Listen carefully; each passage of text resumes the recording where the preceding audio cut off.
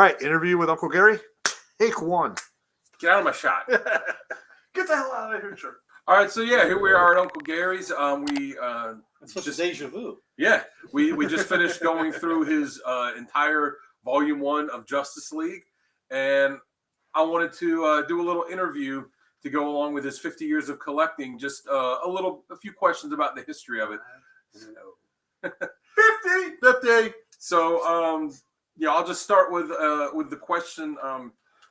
What was it, or when did you start collecting comics? Well, 1974, my first book that I showed earlier was the Justice League of America 111. It was a 100-pager, so I'm always a sucker for these 100-page DC books.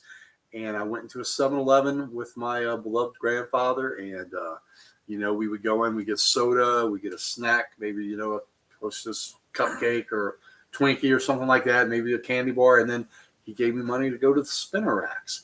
And I picked out some comics. And as we were just discussing today, on those 100-page Justice League that said, "Here comes TV Super Friends," maybe that's what made me gravitate toward wanting to buy that Justice League book, was because I'd seen the Super Friends show. I can't remember for sure, but I just know that book's been in my collection for so long. And to come away with a few books, the first 20 or so books, I know I still have them. And it's kind of cool. A bunch of them were the 100-pagers. So, again, I'm so nostalgic for those. But that JLA 111 is my what I call my Genesis book. And y'all seen it. It's beat to hell. But it's well loved. Well loved. That's what we call books like that. Well loved. It is a cornerstone. Yeah. It's not worth a damn thing monetarily. But, emotionally and with what this hobby means to me, that's the first of my 59,000 plus books. So, that is another goal for this year. It'd be cool if I hit 60,000 books on my 50th year. So I'm about a little less than 800 away. And what was it that got you interested in collecting comics? Because, a lot of kids go to the store, I have similar stories, go to the store with, parent, uncle, grandparent or something and do stuff. But what was it that got you interested in getting comics and then continuing to get them? Well, I think to start out with, the comics were a place where the good guys won. And I didn't have the most ideal childhood. And so I needed the good guys to come out on top. And that's what I think comics gave me. It gave me, it gave me hope, and it gave me a little bit of sense of justice and right with the world. Things happening. So that captivated me. The characters captivated me, the heroes, the villains. And then also, I loved horror movies and things like that. So the horror comics and the art always, was captivating me. When I first started out in 1974, I was buying just DCs. But 2 years later, by 76, I'd started buying Marvels, and that opened up a whole nother universe to me. Now, I am a DC guy, more at heart, and always will be, but I have plenty of Marvel cred, as y'all have seen. Oh, yeah. My Marvel cred is pretty deep, but I am a DC guy at heart, All right. So, you said your first book was Justice League 111. Yep. And I know it was a lot with kids. I know especially with me, I wouldn't buy specific series. I would just kind of buy like, oh, this cover looks cool or this looks cool. Do you remember what the first series was that you started buying where you're like, I'm going to specifically buy the new issue of this series every month when it comes out? Pretty much Justice League of America and Brave and the Bold. Yeah. So Brave and the Bold, was a Batman book, and it was a Batman team up at that time. So it was always Batman and another guest star.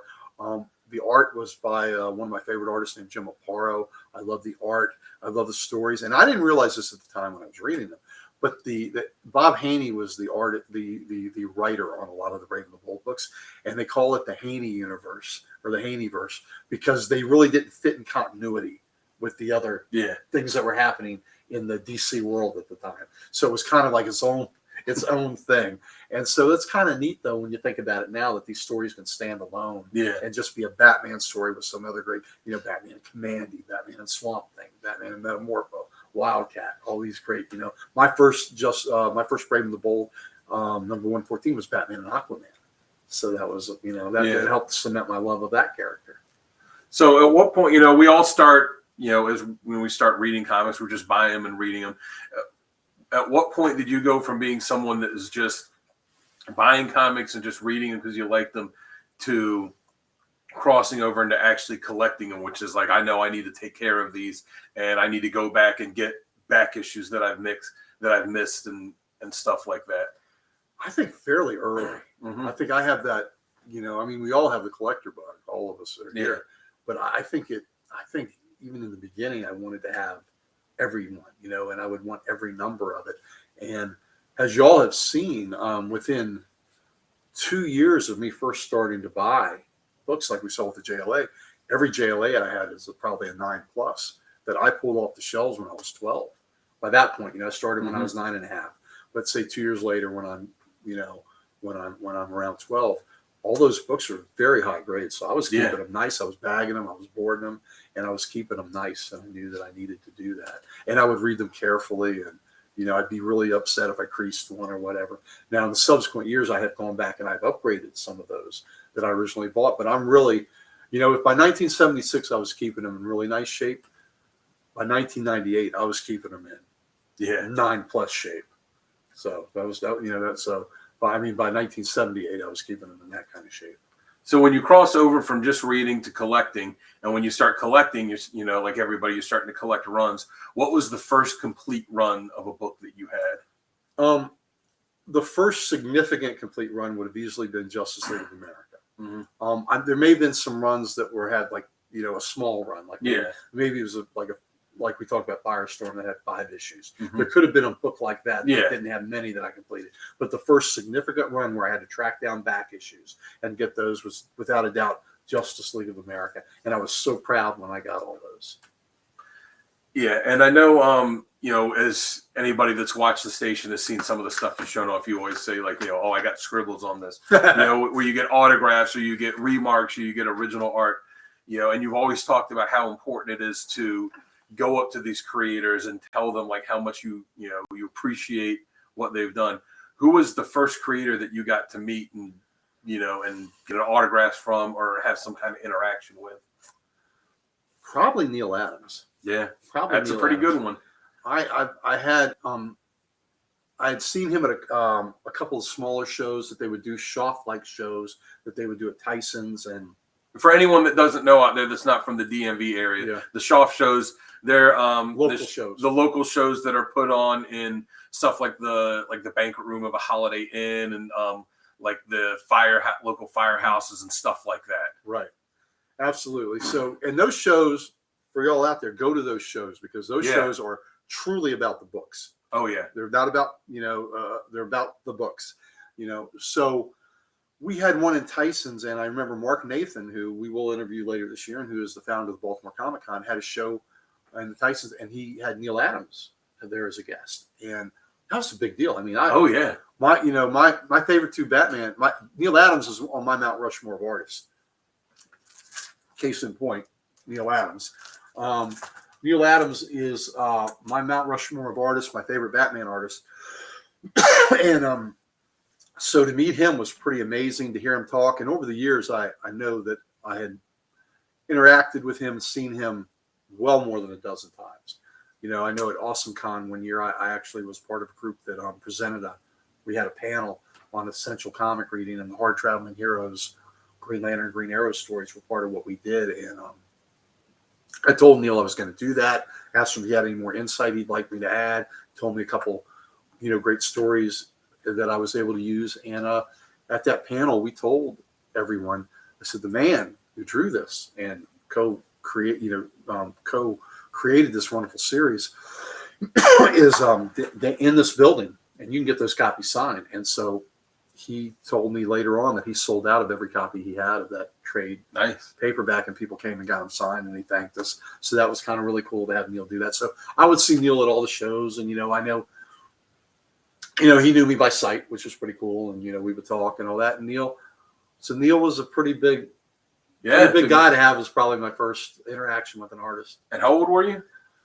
Jeez, let's see. I'm going to say this was in the early 90s, I guess, when this Okay, happened. so you were old enough to know this. I was old enough to know the significance of who Neil Adams It's was. not like an 11-year-old just kind of Right. meeting Stan Lee, be like, "Oh, you're Yeah. right, Spider-Man." That's Yeah, cool. I'm just saying this was late 80s, early Yeah, 90s. okay. So I was, I was either in my late 20s or approaching 30. So I knew who this guy was. nice. And I have got to meet Stan Lee too, by the Yeah. way. But Neil was great.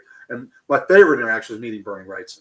Oh yeah, Got to meet he is at the top of my favorite artist list, and I met him one time, and I have some things signed by him. He signed to Gary, and that makes a big, that's a very important part of my collection too. Met him, but yeah, go meet these people if you Okay. really like a writer or an artist or creator, and they're at a show that you can get to. Go meet them, go see them, get a book signed by them. Sometimes they charge a little bit. That's okay. I mean, this is a memory you'll have forever. Yeah. And my pro tip for you is, if you get something that you're never that's gonna be with you forever, and you don't ever want to move or sell or whatever, get it personalized. Because a lot of times when I get it personalized to Gary, I'll have them. They'll do a little sketch. They'll do a little remark, something like that, because they know you're not flipping the book.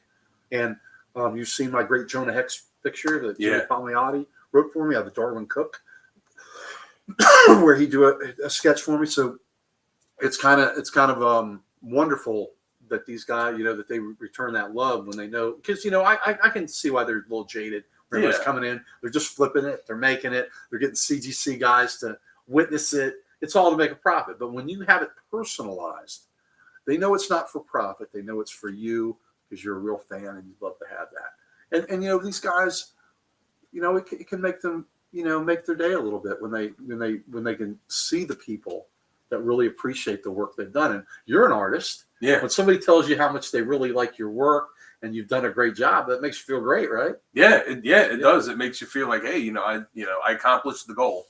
Right. You created something that has moved. Yes. Yeah. So same deal. So you have a more unique perspective of that, because you are a creator like that, where you've created images and drawn. I mean, everything that you made for us at CODEX, everybody was blown away by what you. I hope so. Yeah. 1K for DK. 1K for DK. 1K for DK. Dan Kelly on Instagram. Join up. Find that man. Thank you. One thing I want to say too is, you can see from the background here, it's not just comics. Well, we got a lot of the sports stuff here, but it's not just comics on Uncle Gary's collection. He's got comics. He's got figures, statues, posters, prints, autographs, like anything that's related to comics, postcards, like anything related to it. He's got something of it. So at what point in your, collecting career, if you want to call it that, did you decide, all right, well, there's so much more to this in books, like I'm going to start getting all of this other stuff too? Probably the Superpowers line of figures.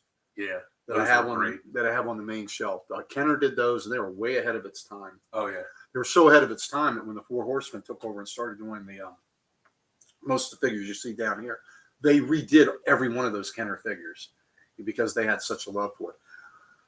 That's when I realized that the figures would look really cool in conjunction with the books. Yeah. And so that was early 80s when those came out. And then by the late 80s, DC started doing statues. And so I started buying the statues, which look cool too. So that's where that gravitated to. And when Spawn came out with their figures, what Todd McFarlane did was amazing, where he took it to another level. Yeah. With the figures he made. And like you see behind us, the sports one, he did all those sports ones. Mm-hmm.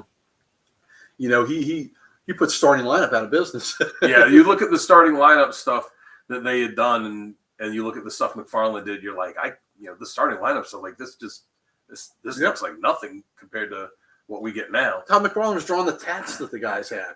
Yeah. He was putting their tats on the figures. What the hell, man? Yeah. So kudos to him. I mean, I know he's a bit of a controversial figure, but you got to give praise where praise is due. Yeah. I mean, he revolutionized multiple industries.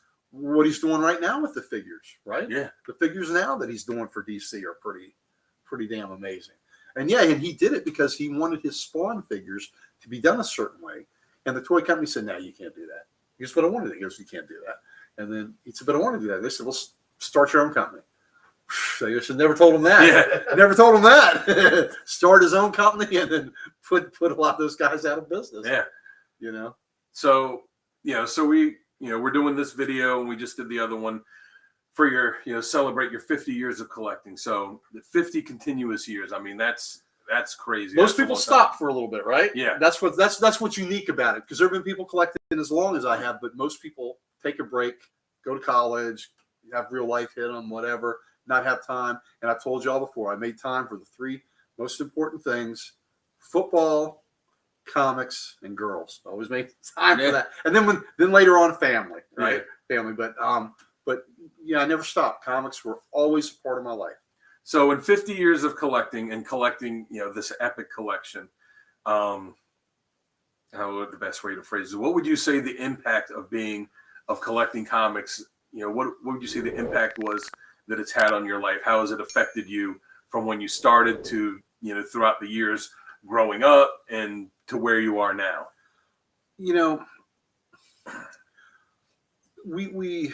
The comics were a place where, like I said, it started because they needed a place where the good guys went.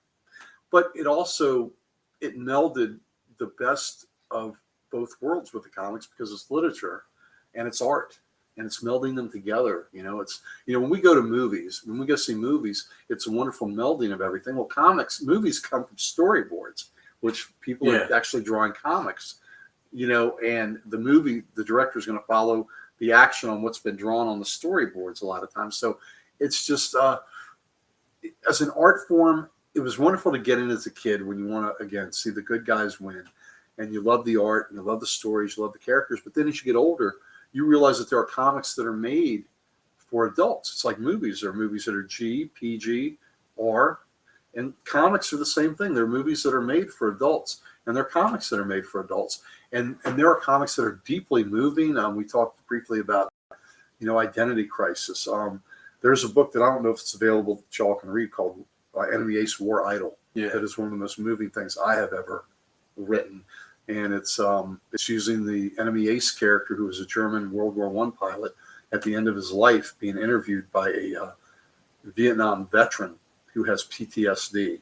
And they are both going through some reliving of horrific incidents in their lives, and they come to a catharsis and a mutual healing.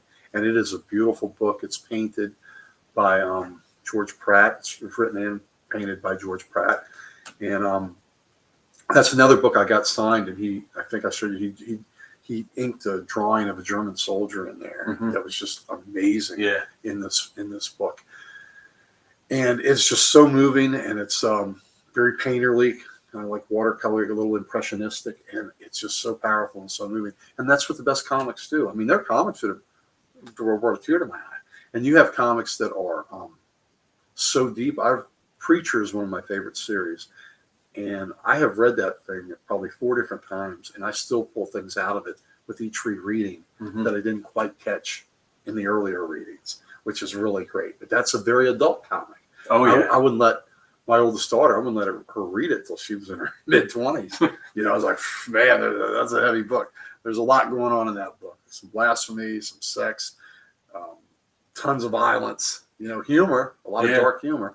But, I love that they can tell stories on so many different levels. And so to me personally, it enlightened me a lot that way. There's a lot I learned from comics.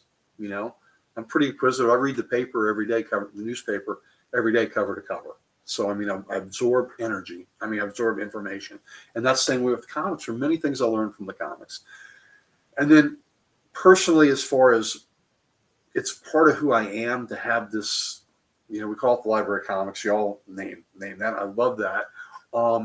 It's just, for me to sit here and look out amongst my kingdom is pretty cool feeling, right? And I've set this up, and I've told you before, unlike you, I have no artistic talent, but I have a pretty good design sense. And I laid this out, and I designed this, and to sit here and to see all these things that I have amassed in a lot of this collection, it gives me a great sense of pride. And for many years, I was insular, and I didn't open this up. I wouldn't have had you all over to see this. And at my comic shop, I would go on Wednesdays, I would hold court a little bit, and then I'd be gone. I wouldn't go to Free Comic Book Day. I wouldn't go to any events. And then when my mother passed away in 2016, she led a life of really being out there, volunteering for 30 plus years at Kennedy Center. at Hexagon, which was a local theater troupe that does a big benefit show, series of shows every year, and in Alexandria Hospital. So Alexandria Hospital, I think she did because that's where I was born. So she was doing penance for that, for going into the world. That was her penance for payback for doing that to the world. But she just led this life where she was out there. She met people. She traveled. She was a founding member of the Golden Girls softball team, which won 2 senior World Series. So I'm one of the only fellows that can tell you that their mother has 2 World Series rings. So that, that's pretty cool. Yeah. But she lived her life out there. She's an athlete, a model, a beauty queen. She just lived her life meeting people and all. And I, with this collection, I guess part of it, I was hoarding it, and I didn't, there is some value here, right? Oh, yeah, there's some And value so, here. You're worried about maybe something happens, somebody find your stuff, things like that. And so I didn't open it up that much. But after she died, I thought, you know what? There is so much here that maybe I should share this experience and what I have. And it has brought me a lot of joy in doing that. First, it opened me up at the comic shop. My best friend in life is Michael Harbour, who, when you see the Grumpy Old Nerd show, he sits next to me on the couch. Mike and I have been close for probably since 2017. I can't imagine that I lived all the years before that without him in my life. He's like my brother, but we don't share any DNA. It's just, and it's just hard to believe there was a time where Mike wasn't my best friend. Yeah. That's just how tight that bond is. I wouldn't have had that if I hadn't opened up at the comic shop. Rob Kalin, principal owner, another wonderful friend, and all these other wonderful people at Comic Logic, our other co-owners, Kurt and Maury and Kevin Bednards, and it's just been a fantastic experience being part of that with them, and to kind of say, hey, I'm co-owner of a comic shop, even though I'm just a small percentage owner, it's still something I take pride in. But through that, we've had trivia and we've had other events, and I've had a lot of people from the shop over. Well, because of this opening up, and people would come by, and you brought me a sketch card today. So it was a joke where people would come by. Well, it was kind of where people would bring me tribute to the comic gods, right, to see this. And it's been so cool to share this with people. Last year, I had Philip Kennedy Johnson here, which was my first working comic professional to come here. A couple weeks ago, I met Tom King, who says he wants to come here. Yeah. Or I met him again. I've seen Tom King for years. But he said, I would like to see that. So if we get Tom King for a sign-in at Comic Logic, he's down for a trip here. And it looks like there's a good chance when we have Brendan Wayne that'll sign at the comic shop for May the 4th on Free Comic Book Day, who's the actor inside the Mandalorian suit. It seems he's scheduled to come by here. So that's kind of cool. And for me personally, he's John Wayne's grandson, which that's royalty. Yeah. Because I have a John Wayne little shrine upstairs where I love, he's my favorite actor, and I love Westerns, and I love the movie. So all that I've received, and that's not even mentioning the reason why y'all are here. And that without this opening up of my collection and my home with this, I wouldn't be on the CODEX station. So, because of our good buddy Archduke Kevy had the contest on his Comic Character of the Day site, and I won on a CODEX. But before, I would have hoarded, and I wouldn't have shown up. I wouldn't have shown what I have and this and that. But because of that, it has opened it up, and now doing CODEX is a huge. It's a huge point of pride. It's something I look forward to. On my Comic Logic card, under my name and all, it says Preacher of the Lore. And that's what I am. I'm a preacher of the lore. I'm here to tell about the good works of this hobby that is an art form. That's what that's what I always tell you. This is an art form. And this is a truly American art form. Mm-hmm. America supposedly, they always say gave the world jazz and comics. Yeah. We gave this to the world, and this is a true American art form. And I'm proud to be very immersed in it, and to have I got a pretty good collection. I got a pretty good collection. So I know. I'd say so. Yeah. I can't touch some people's golden age stuff, but as far as silver age on, I'm right up there with the best collections, and I take a lot of pride. I take a lot of pride in that. So, but again, to be part of CODEX Station, to be able to preach that gospel and talk about these books. And you fellas, we're all on Codex. We all have our niches and we all have our talents. And it's great that I have, I have a lane that I can be in, and it's a lane where I can bring a spotlight onto some of these great artists and characters of the past. I mean, the fact that I've got Sal buying Weird Mystery Tales, right? And then I've got Sal going, hey, that's a Jim Aparo cover. To me, that is amazing. That makes me feel so good to know, because before I came on, I don't know if you were even familiar with Jim Aparo. No, I don't think I was. So, and now you look at it and go, God dang, that's pretty good. Yeah. Because we all know Kirby, we all know Stan, we all know Neil Adams, we all know Bernie, but there are guys like Aparo. Today we saw a lot of Nick Carty covers. How great was Carty? Yeah. Plus he was a World War II veteran that drove Sherman tanks. So but to shed a light on these guys. Now y'all knew Mike Grill, but still to shed light. You and I interviewed Mike. Yeah, Grill. How great was that? That was a lot of fun. And I'm familiar with Grill, which I thought was So that was fun to be able to talk about a little of the past experience I'd had with Mike on there with you. And you're great in that interview as the lead interviewer on there, and I'm adding some color where I can. But again, it's just we all have different talents that we can use on Codex. So I just love being a part of that team. So if I hadn't opened up this is a big roundabout way to get there. If I hadn't opened up my collection and shown people, I never would have been in this position where you fellas would be here. Today, and was this like your fourth, fifth visit where we've been here? And books, third, fourth, something like that. Yeah. Many more to come. Absolutely, man.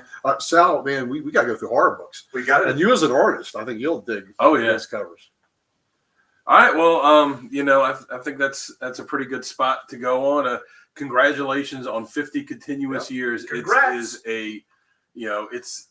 It's the most epic collection that I've ever seen, probably will ever see. So, and thank you, like you said, for opening up and letting us come here and look at the collection and sharing it with us, because it's not just bringing you joy, it's bringing joy to us, it's bringing joy to everybody that's watching these videos too. I appreciate that. And when guys like Brandon says, man, I watched that thing, I keep watching that thing, from Mon Comics, give some love to Brandon from Mon Comics. That's the goal, right? To go out there. I mean, share the love. I mean, look, there's a lot of darkness in this world, so we need to spread the joy that we have whenever we can. Absolutely. However we can. So, and also too, maybe there's somebody out there that says, you know what? It would be cool if I had my own comic room too. And like they see when they look at our video, they see your room with the slabs. They see you sitting in your room in that fantastic spinner rack, which I'm jealous of. That's one thing I don't have is a daggone spinner rack, and then to see how Sal's got everything on the wall, lined up so perfectly. It's kind of cool to see all our different tastes and all our different, Jamie's got the cool white background and his art on the wall and all that too. So it's just, I hope, there may be people out there. So you know what? I can have my own comic room. Yeah. Let me have that. It doesn't have to be a room with boxes just piled up, which is no fun for anybody. I've gone into with Damien, my good buddy Damien Hill from Warthog Comics, who's my own personal dealer. Thank you very much. Let me get that in for there. We've gone into places that have looked like hoarding situations, and you can't enjoy your collection like that. No, you have to display it and to be able to see it. And like I said, sitting amongst this, makes me smile all the time. So, and to see you guys enjoying it makes me smile. So, thank you for being a part of this. Thank you. So, this has been a Codex Station with the special presentation for the 50th collecting anniversary of Uncle Gary. Go watch the original video when we came down here. It's about 2.5 hours long, and it is well worth it. Your jaw will drop every 30 seconds at the amazing stuff you see. And, just be sure to check out all of our other videos on here. Yep. So until next time, he'll catch you in the Library of Comics, and I'll catch you by the spinner rack. See ya.